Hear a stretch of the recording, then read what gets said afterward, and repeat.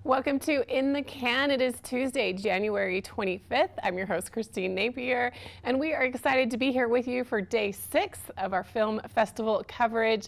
This will actually be our final day of In the Can. Throughout the rest of the week, we will still highlight a few films here and there during our live show at Mountain Connections, but a little different from here on out. We're very excited to have this one last day of In the Can with some excellent films and items to get to today. So let's take a look outside and see what you can expect. It's a little snowy out there. We had about an inch or two, depending on where you are, fall overnight right here in Park City. But that being said, really light. We're hoping that upper elevations received a bit more, which it looks like they did, and I'll focus on that during our weather portion of the show today. But on today's show, we are going to talk about the Chase Sapphire Lounge, specifically how they support filmmakers and film festivals and really help to aid people in being able to see great films, aid individuals in the industry, and more. So I'll be speaking with them about that, followed by The Exiles. This is an incredible film in the world documentary category about Tiananmen Square. It's been in the making for over 30 years. So excited to talk to them about that. Followed by another film called Every Day in Kaimuki. This is a film about a person in Hawaii who has to make some big decisions, a young adult trying to decide if you should leave the island or stay, kind of that time in your life where decisions feel really heavy and life-changing. This is a film in the next category based on someone's real life experiences, but it is a fictionalized account, followed by a really fun film. It's getting a lot of buzz at the festival. It's in the premiere section called Honk for Jesus, Save Your Soul. So this is a really fun film with some big names. I'm excited for it to get distribution so that everyone can see this. So that's what's happening on today's show with In the Can. Another nice shot from our roof cam. We're gonna take a quick break and get right to all of that and much more. So don't go anywhere. We'll be right back.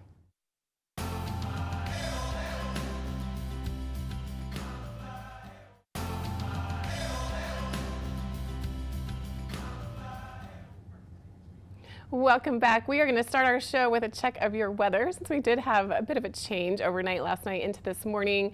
It is still very lightly snowing out there, but we've seen about all the snow that we're going to get. About 1 to 2 inches right here in Park City. Currently it's 21 degrees. We'll see that very light snow showers throughout the day today, but it shouldn't accumulate at all. 26 degrees is the high today, so just about 5 degrees warmer than it is right now.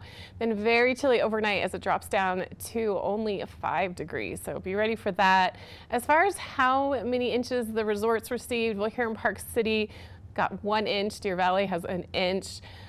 Pretty standard across the board. Snow Basin received 2 inches. Powder Mountain also got 2. Snowboard just 1. Alta 1. Beaver got 2 though. So a little bit of snow if you're heading out to the resorts. Actually, that extra 1 to 2 inches of powder, if you can call it that, will be very nice. Probably a really great day to get out on the slopes if you can. In the meantime, though, it looks like we have pretty consistent weather and a bit of a warm up for the weekend, which is nice to see. Tomorrow the high is 21. Very cold though. The low is down to 1. 25 on Thursday. Still very chilly start with 2 degrees. Friday, that high is getting warmer, finally, 33 degrees, but still very chilly. Only 3 degrees is the low, but more sun. And then Saturday, we start to see a bit of a bump in our temperatures up to 37 and 8 degrees. And then finally, that low gets out of double digits on a Sunday up to 11. 35 degrees is the high and more sun on Sunday. So pretty consistent weather. We're hoping to see a change and have more active storms in February. Based on how the other months have been, we're looking forward to that. So another great shot from our roof cam. And also today is Tuesday, which means an all new episode of The Scoreboard. Brigham Harris has more for us right now. Brigham, how's everything going? Hey, Christine. Yeah, good morning. Thank you so much for having us. It's always a pleasure to be on Mountain Connections and get to chat a little bit about the sports world here in the Wasatch Back.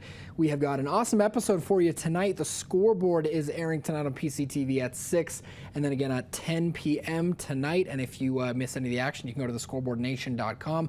We are super excited to get to talk to Park City High School's track team. Blake and I just yesterday got to go sit down with not 1, not 2, but 5 of the star track athletes at the high school. We also got to sit down with the coach. That interview was with Blake, and we're going to give you a quick little teaser here. Excited to sit down with the Park City High School track and field head coach.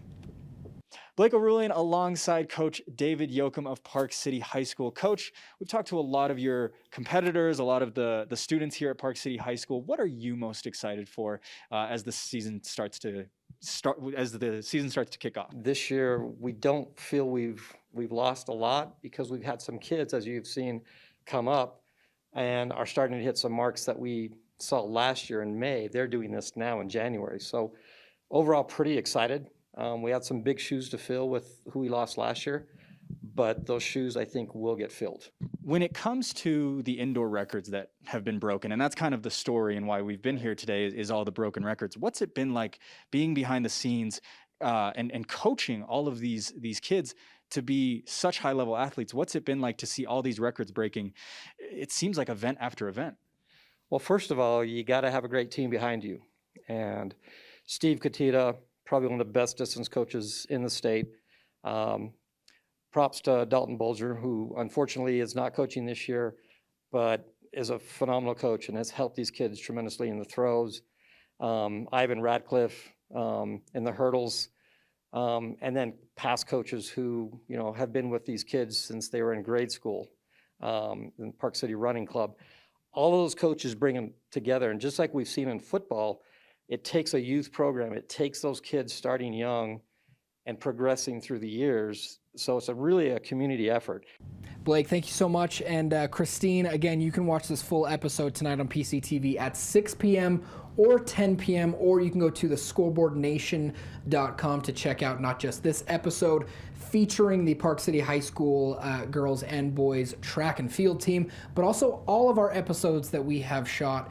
Go to thescoreboardnation.com and check it out. Christine, we'll send it right back to you. Thank you, Brigham and Blake. We're going to take a break and get back with our film festival coverage right after this.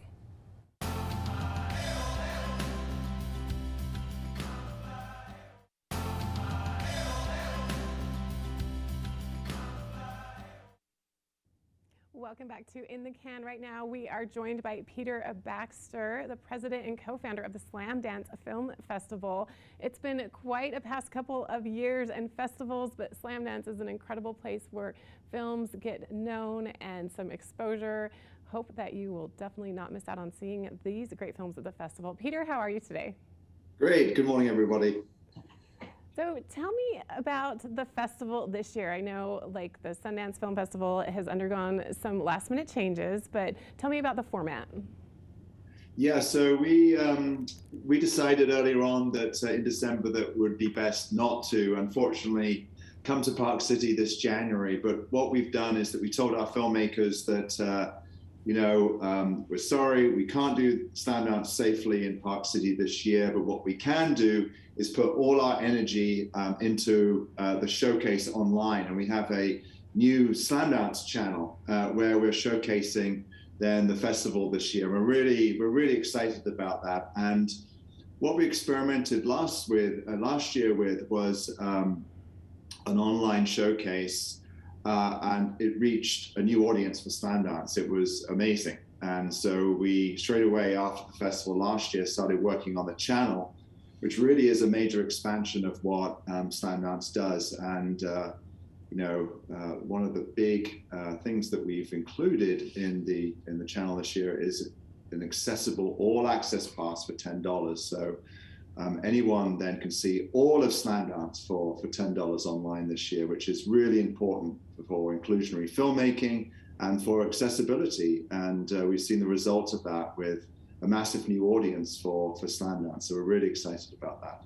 That's an incredible deal, a great opportunity, and the films that you select for this festival are always just very incredible films, and looking forward to seeing that. Virtual really expands the footprint, expands the amount of audience, people that you have to join in on the festival. If someone isn't familiar with how the Slamdance Festival is different from Sundance, kind of explain that and the origins of the festival. Sure, yes, well, just very simply, way back when we tried to get our films into the Sundance Film Festival and we weren't successful. So instead of trotting off with our tails between our legs, we decided to come together as a group of filmmakers and to showcase our films together for the first Slamdance. we thought it would be the last Slamdance. We thought it would be the first and the last of our endeavors to showcase our own work.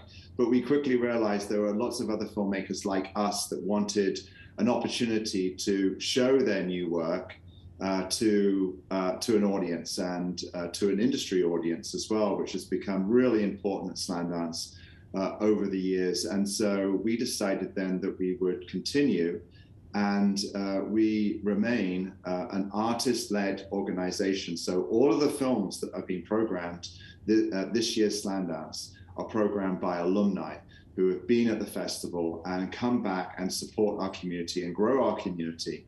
And so this is very much, as we say, a by filmmaker for filmmaker enterprise, where artists themselves get to discover and then bring out and share with the audience these great new filmmakers. And many of them have actually shaped our cultural future. So this is the festival where Chris Nolan first showed his work, the Russo brothers, Ryan Johnson, more recently with Murari Garima, and so on. Many, many filmmakers have come into Park City, gone down the hallway at Treasure Mountain Inn and showed their work, shared their work to the audience there, and have gone on then to really change the entertainment industry. So that's what makes Slamdance really exciting, is that you get to see the promise of this new filmmaking talent wherever they are, wherever they're coming from around the world. Come to Slamdance and you're seeing something new, and really I think the future of filmmaking. So we focus very much then on the grassroots of filmmaking, the new, and the promise of the future of filmmaking.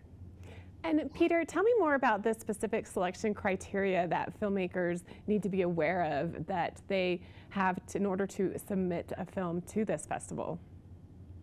Yeah, well, you know, the feature film competition, it's for first-time directors. So that's, again, the focus is to support emerging filmmakers. But if you're a short filmmaker, that's not necessarily the case. You could have made other short films before, but nonetheless, you're coming up, and as a short filmmaker, you're showcasing then your new work.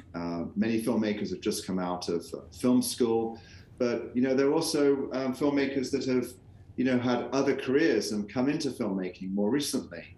And it's the promise of the new, whether it's a short film or whether it's a feature film. And I think this is what makes Slamdance really exciting. There are very few rules at Slamdance. There's no budget constraints. Usually the budgets are very low budgets. The films don't have distribution. Obviously that's the purpose of Slamdance, is to support the new filmmakers, to actually help them find distribution for their works. But we try and keep rules and regulations down to the minimum at Slamdance. And it's great, really, because the community, the filmmakers themselves that lead Slamdance, they're continually experimenting and questioning sort of how we program. We come together and discuss changes. But what you're really seeing is a unfiltered showcase of independent work, and that's what I think makes Slamdance really exciting.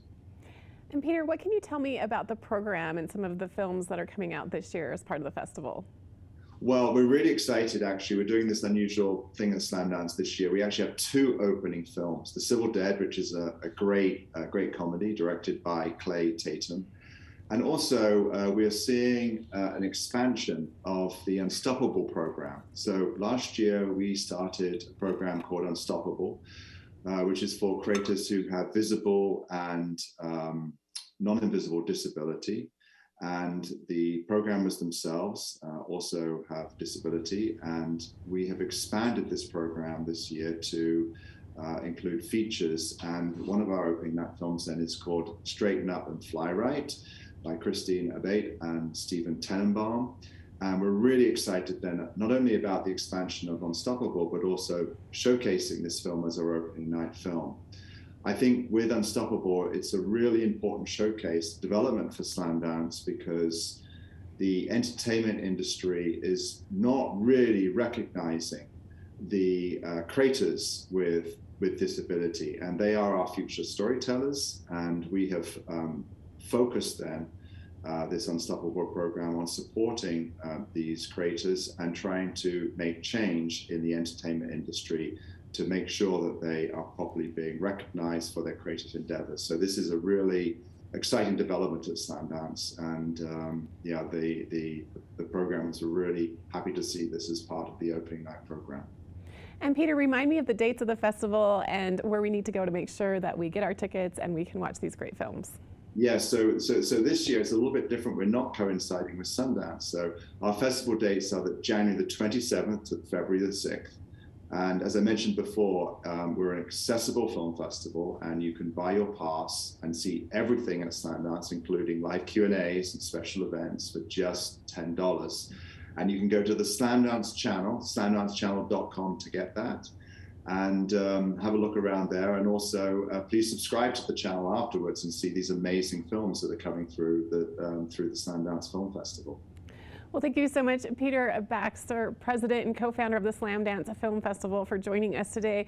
We look forward to seeing you in person when the time is right. But in the meantime, make sure that you head to the Slamdance website. You can get your tickets, learn more about that unique festival. And we'll also be covering and talking to some filmmakers that have their films in that festival this year. So you want to make sure you don't miss out on that. We'll be back with more in the can after this.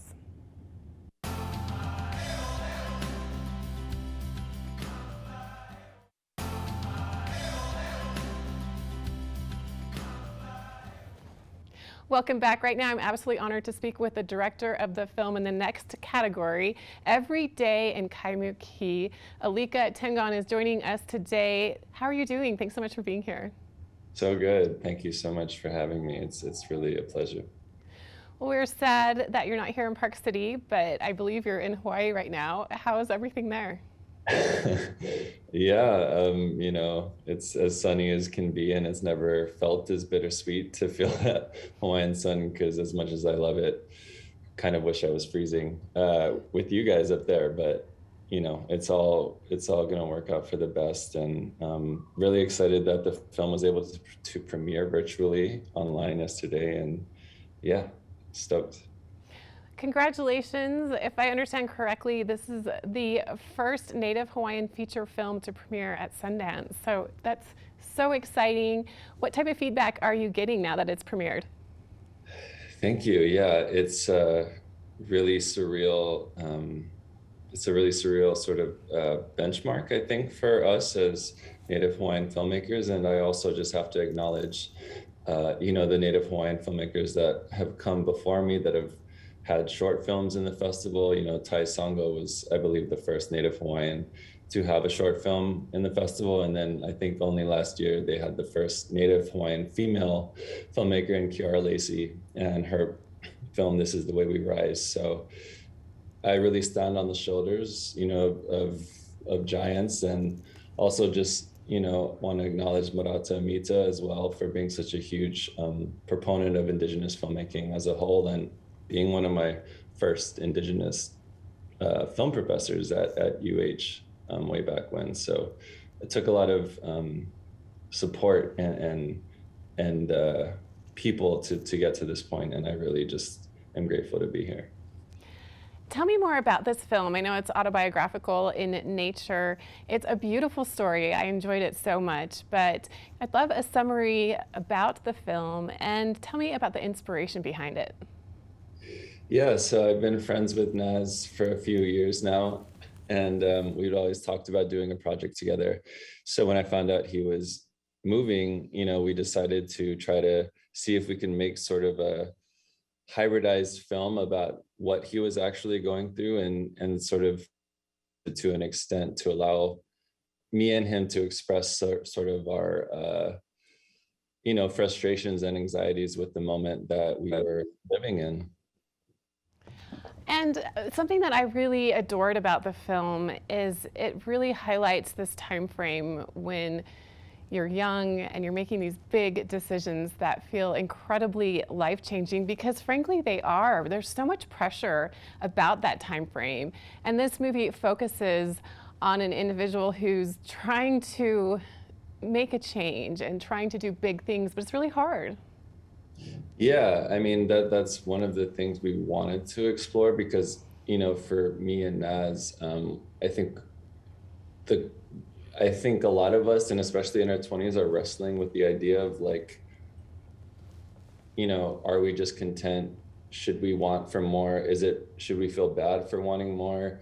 Our friends making us feel bad for, wanting something outside of Hawaii, feeling that conflict of loving being from here, but also, wanting to be in a place like New York where you could see more of, your favorite types of music and bands if that's what you're into. So it's really complicated, for a lot of us, and there's so many reasons why someone might leave. And I think that decision is made even harder when, you're a Hawaiian person who grows up in Hawaii, and you recognize how grateful and lucky you are to do that. But grappling with wanting more outside of that is kind of really what the film's about. And we actually have a clip of the film right now that I would love to show. I think it really will help with people understanding, if they haven't seen the film yet, exactly what we're referring to and how beautifully done this film is. So let's take a look.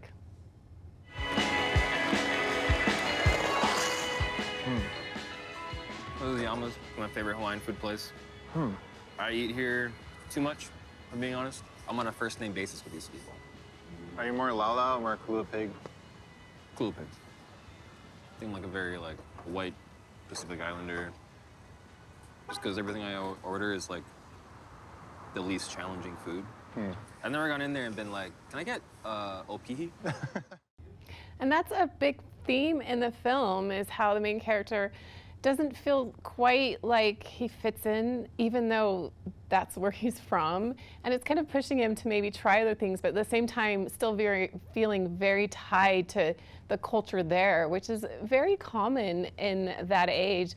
I want to also bring up not only that theme, but the idea that when you first conceptualized this film, it started out as a documentary, but then you shifted because you wanted to get more of this inner feelings out to more of a fictionalized film. So tell me about that. Yeah,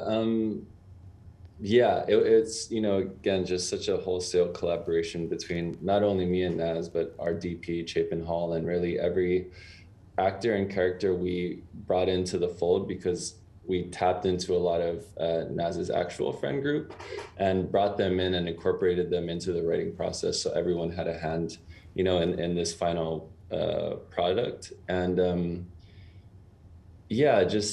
so sorry, I kind of forgot the original question, but this exploration of, I think for me and Naz, I saw a lot of myself in him as a sort of Japanese, Hawaiian, sort of white German looking man, and being this hybrid and feeling out of place and feeling like I don't look Hawaiian enough or Japanese enough.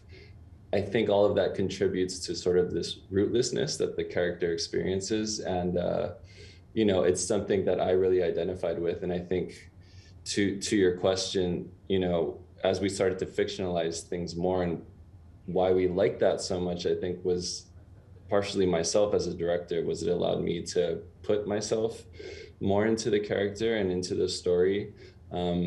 Because me and Naz had a lot to say about all, this whole experience and growing up here and living here, our whole lives.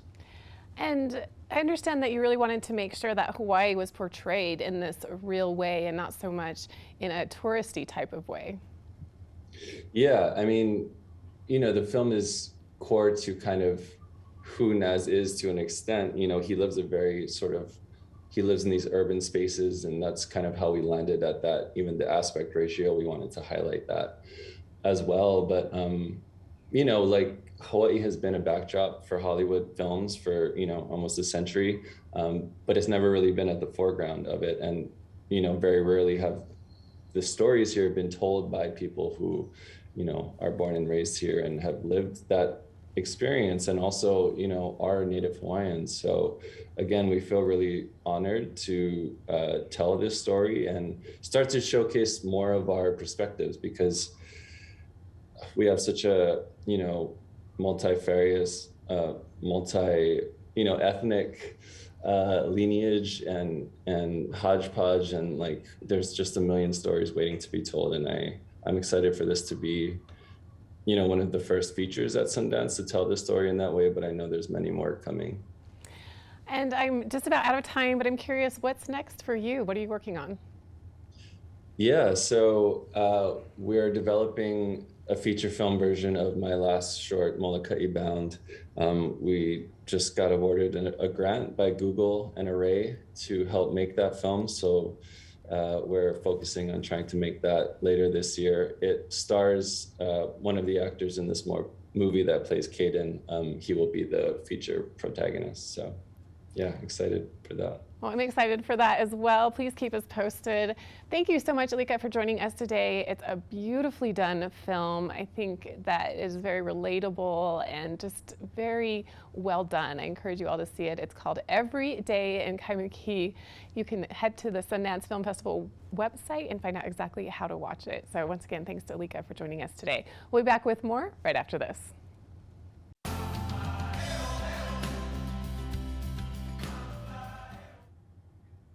Welcome back. Right now, we have the honor to speak with some of the crew from the film, The Cow Who Sang a Song into the Future. Really excited to learn more about this film. We have the director and two of the stars here virtually with us. Start with the director. Francisca is here. Tell me more about this great film. Hi, Christine. Thank you so much for having us. This is a film that we shot in Chile, the country where I'm from. It happens in the south, in a place called Valdivia. And it's really a story that captures an agonizing world where we've taken nature so into the edge, or we've damaged it so much that the film kind of like has this frame where these agonizing animals sing songs about how they're feeling. And within this sort of magical and also sorrowful world, a mother comes back from being drowning for many years to try to reconnect with her family and hopefully heal the bond that was once broken. Francisca, this is your first premiere film at the festival, but you have had a short film here before, which seems to have some ties to this film. So tell me about the connection, and did that short lead to this full-length film? There are definitely connections, thematical connections. The cows, to start with. I think that there's many themes that have come to me, I guess, culturally. And there's this world that is very similar in both works. A lot of nature and the presence of animals and the presence of death, really, throughout the whole piece for both of them. And although the script for the feature film, which we're premiering now, came before, the short really paved the way for this feature to get financing or to get more attention for us to make it. The themes of fantasy, magical realism, the environment, pollution, all the animals runs through this film. What makes you focus on these things in particular and want to bring them all together to create this beautiful story? I started really by in a more sort of surreal way of creating stories and storytelling. And so some images like the cows or other animals or figures of death like ghosts just came naturally. But as I was writing, I started reading more and more news where massive deaths of animals were happening, not only in my country, but in many parts of the world.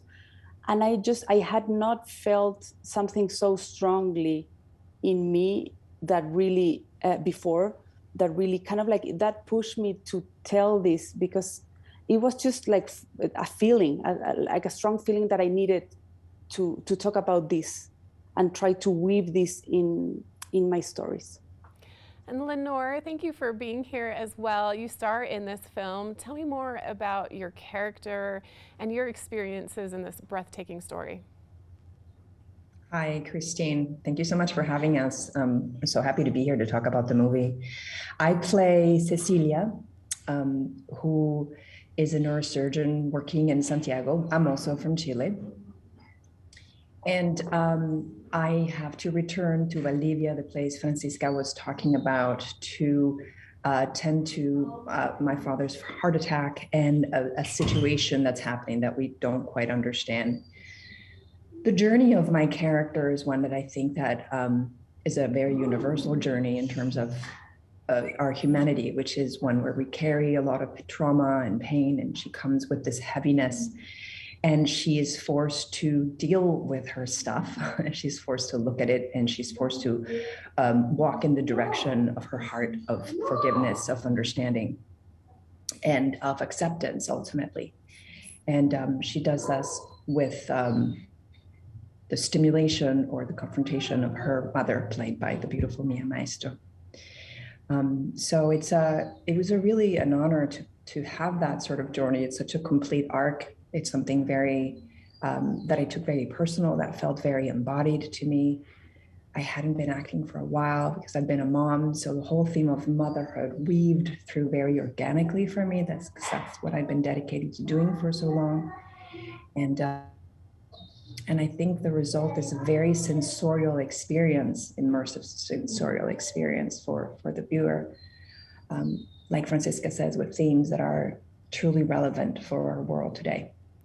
It absolutely is such a great way to describe the film, an incredible experience. And Mia, you play the mother who has quite the storyline, very intriguing role. What's your favorite thing about this character?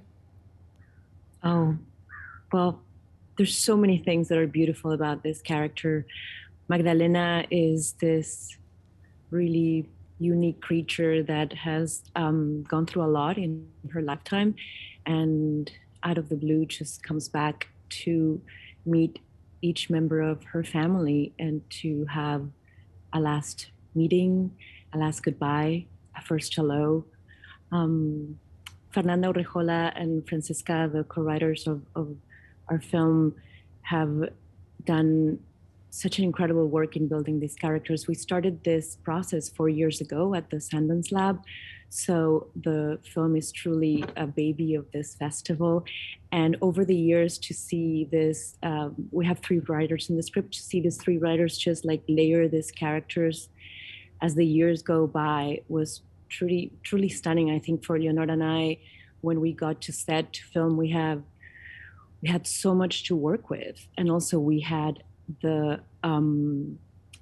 knowledge of even not only the characters, but what the characters had been in the past when we started at the lab, and what the characters were the day that we went and shot. So I think that was my favorite thing about this character, just to see her grow through the different drafts of the scripts. And also, you mentioned magical realism. I don't see her as that. I don't see her as a magical realistic character. I always think about, magical realism with literature that has to do more with Central America and countries that are a little bit more up north. I'm from Argentina. Our movie's Chilean. Down south, we call it fantastic literature. And so it's a little bit different in aesthetic. And sorry, there's noises because Los Angeles is waking up behind me. But yes, this kind of literature is just fantastic. You don't ask any questions why things are happening. It's a little bit more austere in the aesthetic, and I think that's why I love this character. She's just fantastic. Well, thank you so much, Leonor, Mia, and Francisca, for joining us today. Really enjoyed this beautiful conversation about the film, The Cow Who Sang a Song into the Future.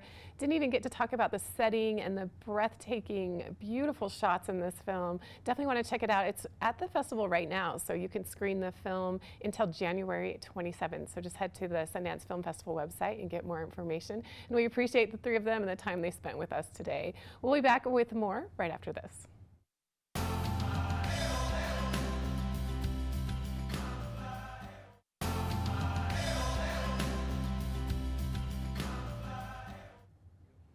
Welcome back. Right now we're going to focus on a world documentary in the festival called The Exiles. Here to tell us more about it is Victoria Columbus and Ben Klein. This film is really intriguing. In fact, it covers, I believe, over 30 years of footage. So thank you so much, Violet and Ben, for being here today. How are you both doing? Congratulations. Thank you. Thanks so much for having us. We're doing well. How are you? Happy to talk about this film. Violet, let's start with you. Tell me more about this project.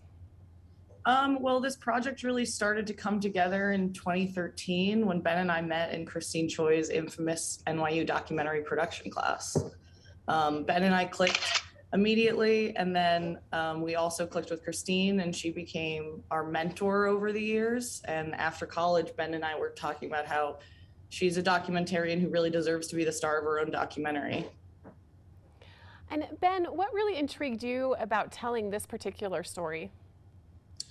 I mean, it really started with Christine, but when she showed us the footage from 1989 of the project she'd never completed, we just thought it was incredibly compelling, incredibly complex, incredibly important, and a story that really needed to be told.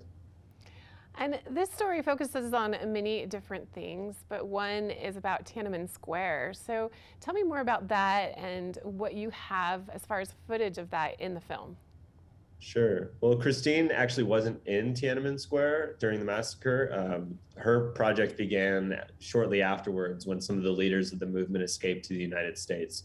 So all the footage all the footage in our film that Christine shot takes place in America, shortly after the massacre when the Exiles had escaped to America. So they start in New York and they're in Chicago, and then they wind up at a house in the Hamptons, sort of lounging by the beach, which it's very nice, like sort of fly on the wall verite footage of these incredibly important leaders, but in a pretty relaxed environment. Yeah, it's our footage is more about the human effect of a global moment. Exactly, the history and what has happened after that. So how did you portray that in this film? How were you able to get across the impact of that and the political and future ramifications that happened then and are still affecting that part of the world and actually the entire world to present day? I think first and foremost, we just tried to let the Exiles and Christine speak for themselves. We're not experts on Chinese history by any means, so we really tried to let our subjects just speak their minds and get across their message. But something we did feel was important was to find these men 30 years later and re-interview them to talk about sort of the 30 years they've spent in exile and how they see these issues progressing, how they see Chinese politics moving forward. And then, we also did a lot of talking with Christine and let her sort of get all of her opinions out there, which she has many. Such a great experience to speak with those three individuals who I'm sure had so much to say. What can you tell me, of course, without spoiling anything, but can you say anything about those three individuals or one that maybe really stands out to you in your minds? Well, I think all three of the men are very interesting characters in their own right. And it's funny to talk to people after they watch it. Everyone seems to click with like a different exile. I think we have a special place in our hearts for all of them. And really getting to be with Christine and, put a camera in front of this revisiting that she did was amazing, all three. Yeah, I think something special that happened along the way was, we would interview them. And for two of the Exiles, they mostly speak Chinese, so we couldn't conduct the interviews. We'd write the questions and Christine would conduct the interviews. But then she would just start chatting with them and we'd go on these long sort of roundabout walk and talks as they caught up. And that is where a lot of the magic happened, when she was just sort of, casually reconnecting. But even though they hadn't seen each other in 30 years, it was like old friends they picked up right away. And you utilized Christine's incredible footage, which covered years and years. How long did it take for you to sort through the footage, and was it hard to decide what to use? So there's actually only about 9 hours of footage. Christine and her crew only shot for, I think, like 2 weeks maybe. So it took a while to go through just because a lot of the footage is verite and it's pretty nuanced. Deciding what to use, we spent a long time in the editing room, looking it over. Our amazing editor, Connor Smith, made a lot of really bold choices that made our jobs easier. I think it was honestly much more difficult to sort through all the digital footage we shot over the last 5 years, of which there was, over 100 hours at least. With the 1989 footage, 9 hours was fairly reasonable. And, I think it was really important for us to try to include almost all of that footage, or, in an edited way, trying to really show the extent of what Christine shot. Yeah, we were able to get most of her shot scenes somehow in our film. And I know as filmmakers, you can't dictate what audiences will take away from your film, but for the two of you, after this experience, this process of creating this incredible film, bringing together the different video footage, all of those elements, after you watch the film and after you've had this experience with it, what are your takeaways? I think for me, it's just like the passage of time really hits home for me, seeing the Exiles and seeing Christine reflecting on her life.